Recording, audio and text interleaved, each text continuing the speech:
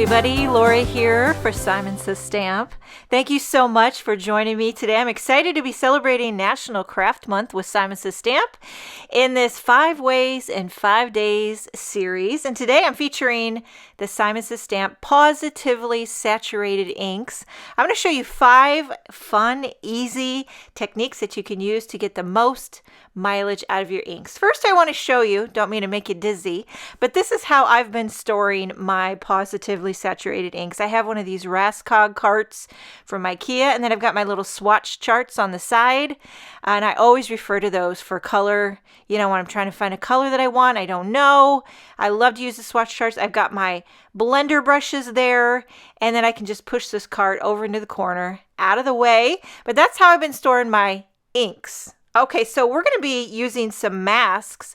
I have the A2 masks and the circle masks, and I'm going to be using some, you know what, for ink blending lately, I've been using this hammer mill cardstock. Any white cardstock will do, but this hammer mill is very inexpensive, it's very bright white, and it's very smooth. So for the A2 masks, I'm using the 3rd largest, so it's kind of in the middle. I don't even know the size of it, but you could use any size. Okay, we're going to start with 3 of these colors. We're going to be doing Ombre Ink Blending with Lemonade, Grapefruit, and Carnation. And this is tip number 1. Ways that you can use the Pawsitively Saturated inks. You can do Ombre Ink Blending. And that just means going from one color into another color. And I'm going to be going in from pink through orange, up into yellow. One of my favorite things to do is ink blending. Of course, you know that, but one thing I do like to say is you always need to start light. So I have my Carnation ink here on the side. I've got the blender brush. I ink up, and I always have scratch paper on the side, and I test it out first, and that gets that initial harsh ink off of your brush, and it will prevent many a smudge. Now we're moving on to Grapefruit, which is a delicious orange, and it pairs beautifully with that Carnation. Now, starting very, very light. You're going to feel at first like nothing's happening, and you might feel frustrated, like I need to get a lot more ink on my brush, and I need to push harder. Don't do that. You will regret that decision. Believe me, been there, done that, got the t-shirt for it. You want to start very, very light. You can always build up the intensity. As it gets darker and darker, you can press harder, use more ink. But when you're starting out in the beginning, especially when you're wanting to transition from one color to the next, you need to start with a very light hand, very little bit of ink, and just blend it on like butter. Did I mention that the Pawsitively Saturated inks, they blend like butter? They really do. They have a great consistency. They're very juicy and vibrant. Effortless blend. Now here I am going back over with Grapefruit. Here's where I begin to build up that intensity. I'm starting to put a little bit more ink on the brush. I'm starting to add a little heavier pressure with my hand. And this is where the upper body workout comes into play. See, I figure I'm burning calories, people. And that way, when I'm done with this, I'm going to have a little Oreo or a piece of chocolate. Okay, so this panel is finished. How easy was that with a beautiful ombre? Now I want to do another one because one's just not enough. So this one we're going to use a circle mask.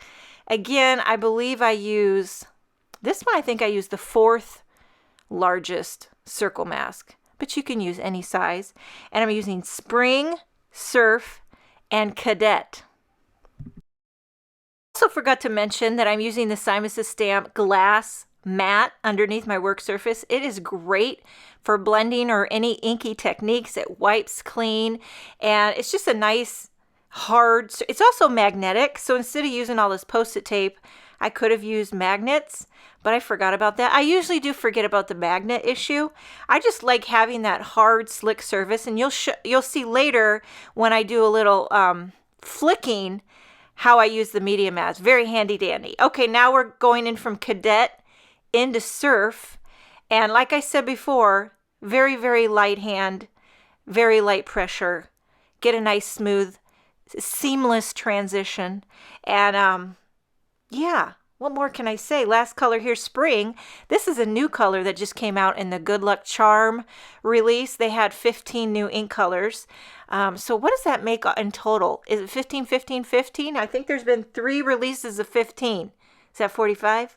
Anywho, I wish I had more wall space.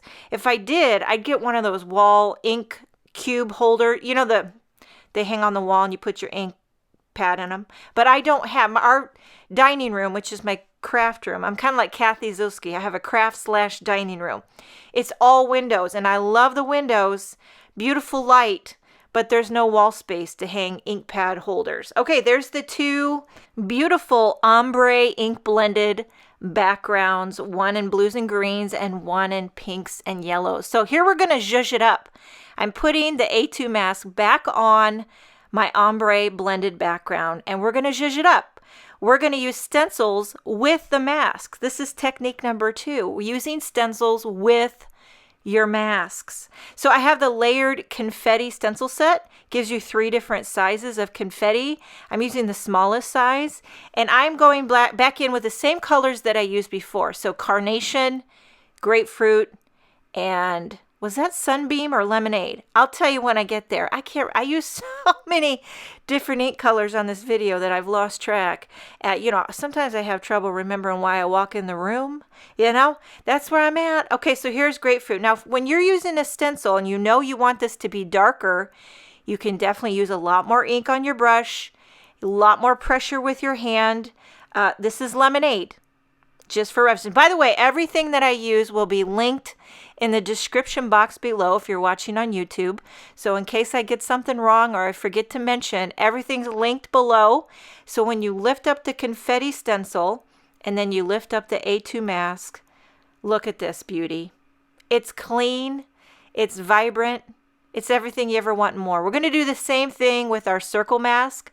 I'm putting that on, and then I pulled out, this one here is called Geometric Snowflakes. It's actually a slimline size stencil, but you can use it for projects like this. It was just the right size. So I tape it down, and here I am going in with the same colors that I used before. So this is another technique, tone on tone blending.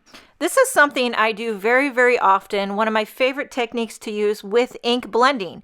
Whenever I use stencils, most of the time I like to blend first on the background, just on the white cardstock, and then I lay down the stencil and I go over with the same colors.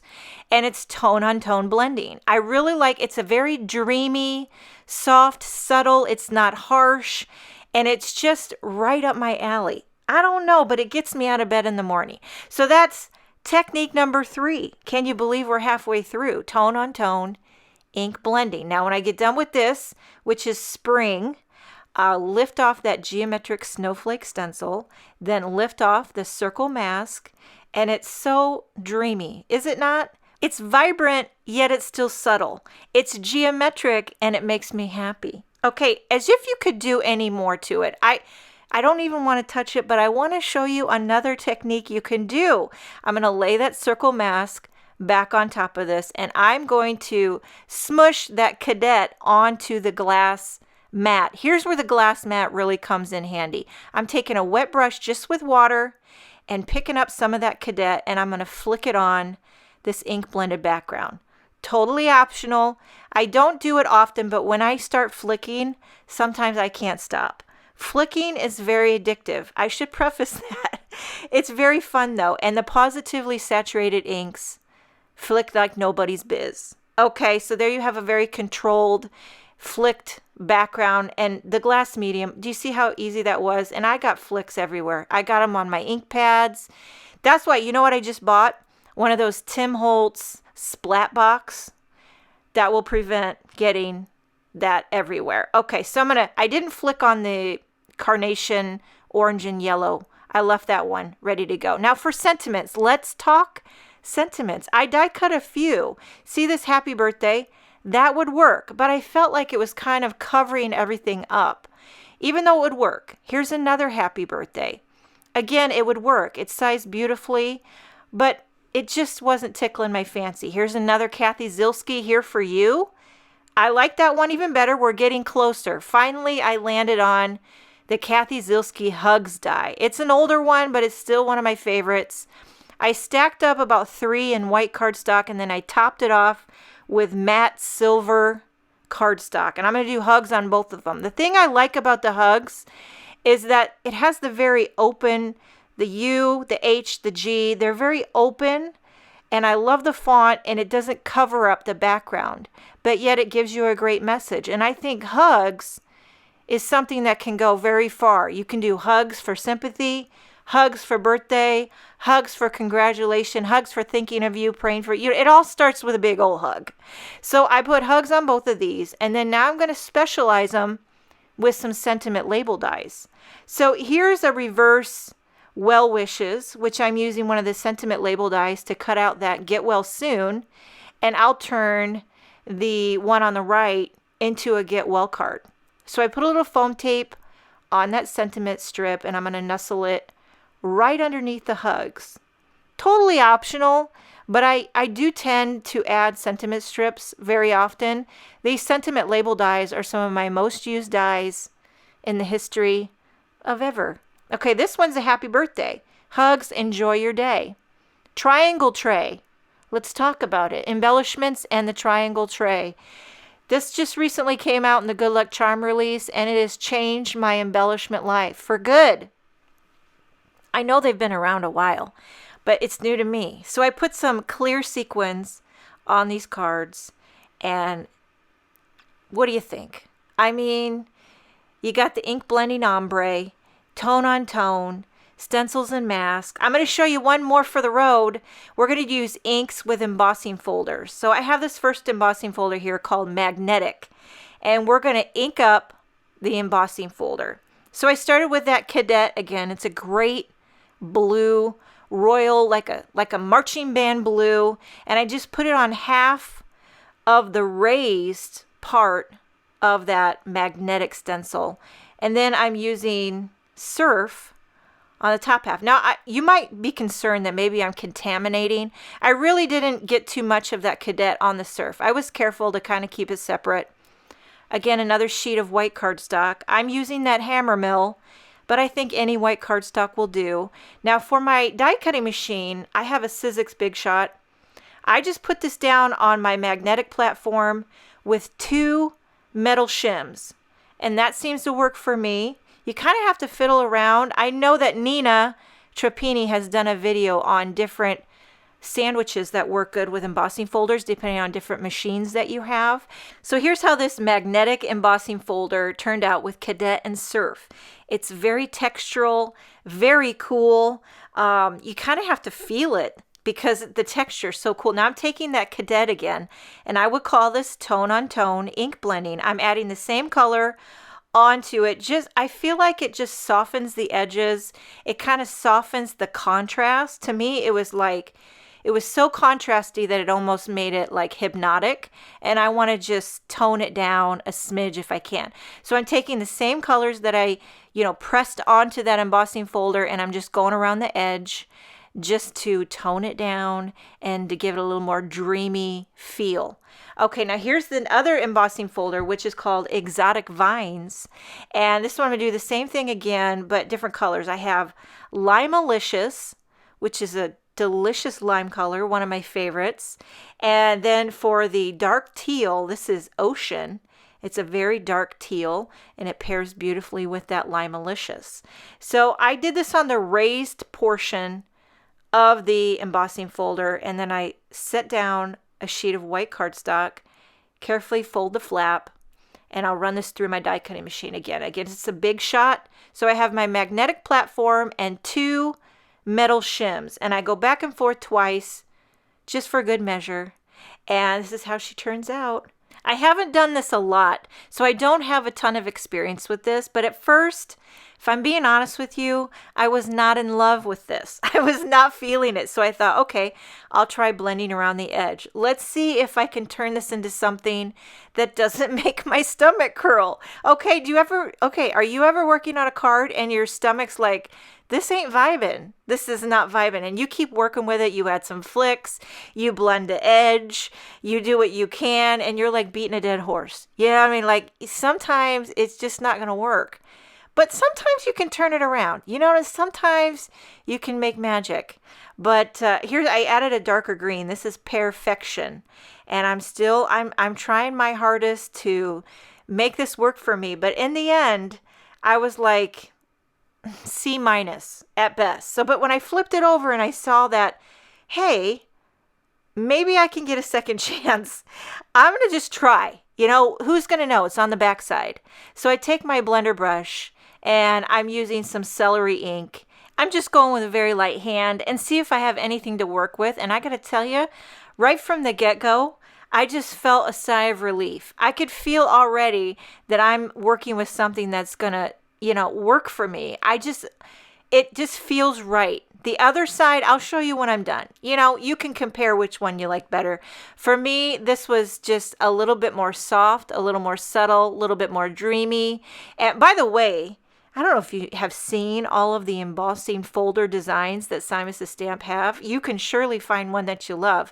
If it's florals, if it's snow banks or geometrics or wreaths, they got you covered. I mean, there's 1,000,001. And the texture is beyond amazing. And when you add a little bit of ink blending, whether you add it after you emboss it, like I'm doing here, or you apply the ink directly onto the embossing folder, you can get beautiful results. So here's the first side, second side. I'm going with second side. I don't know. You know, it's debatable. I pop these up onto white card bases, and then I decide, why not add flicks? But you know, I've already popped it up on a white card base, so I had to use my scratch paper, mask off the card base. And again, this is where that glass media mat really comes in handy. I'm smushing on some of that ocean ink and picking it up with a wet brush, just water, flicking it on. Like I say, whenever I open the flicking door, whenever I start flicking, you just can't stop. Okay, so now I'm flicking on Perfection. I mean, if you're going to go hard or go home. That's what happens to me when I open the flicking door. Okay, so there you have some flicks on a blended, embossed panel. Okay, do a little bit more on the first magnetic one too. So I masked off the sides with scrap paper and I'm flicking on some CADETTE ink. Just with a wet brush. It really doesn't show as much on this one as here because this is so busy, the design and textural. The flicks get a little bit lost, but they're still there.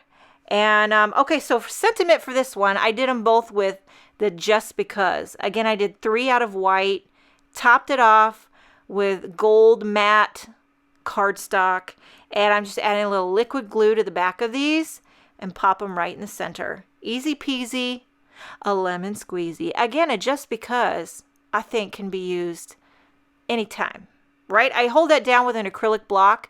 Now here's something I haven't done in a hot minute. A little loosey-goosey thread nest behind a die cut sentiment. I laid down some gold metallic thread. I perform an 1.5-hour surgery trying to get the thread nest to look effortlessly loosey-goosey, and then I hold it down with my glued sentiment. Put the acrylic block on it, and it's embellishment time. So I have my beloved triangle tray, filling it with a new End of the Rainbow sequin mix. I love this new sequin mix, and I just put a little bit on both of the cards. Look at how you pour them back in. It's the little things, people. It's the little things that bring the most joy. So there you have 2 very textural, blended, using inks and embossing folders. So that's 5 ways with Pawsitively Saturated Inks. I hope you enjoyed this video. Hope it inspired you to get inky and crafty and zhuzhy. I'm sending you hugs today. Thank you so much for joining me. Have a wonderful day, and I will see you next time.